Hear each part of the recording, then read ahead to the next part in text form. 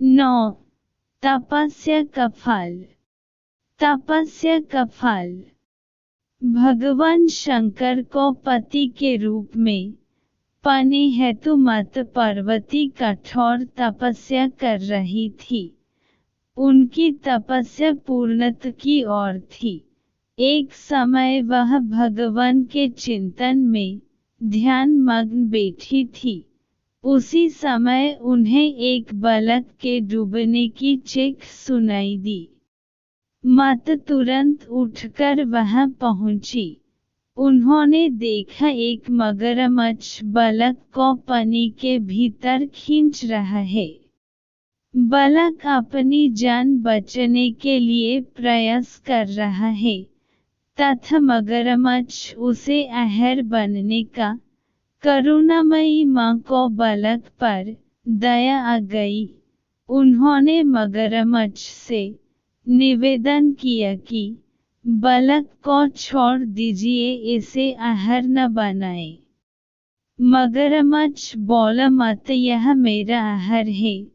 मुझे हर छठे दिन उदर पूर्ति हेतु जो पहले मिलता है उसे मेरा आहार ब्रह्म ने निश्चित किया है।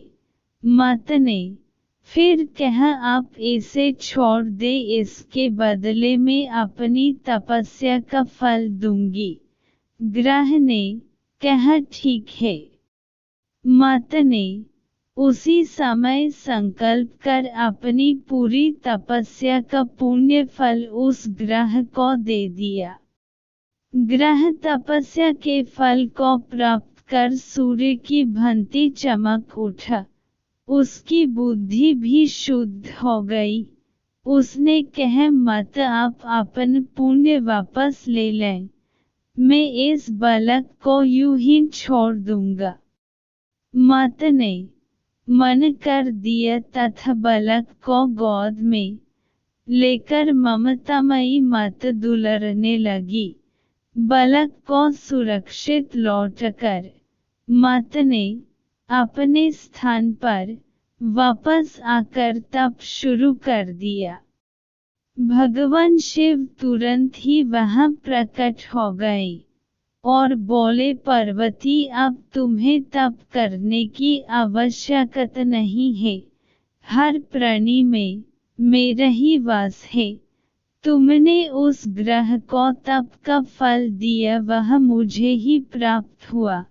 आज तुम्हारा तप फल अनंत गुना हो गया। तुमने करुणावश द्रवित होकर किसी प्राणी की रक्षा की। आज मैं तुम पर प्रसन्न हूँ तथा तुम्हें पत्नी रूप में स्वीकार करता हूँ। कथा का सारांश यही है कि जो परहित की कामना करता है उस पर परमात्मा की असीम कृपा होती है। जो व्यक्ति असहायों की सहायता, दयालु, प्रेमी, करुणाकारी होता है, ईश्वर उसको स्वीकार करते हैं। यह कथा शिव पुराण में उल्लेखित है।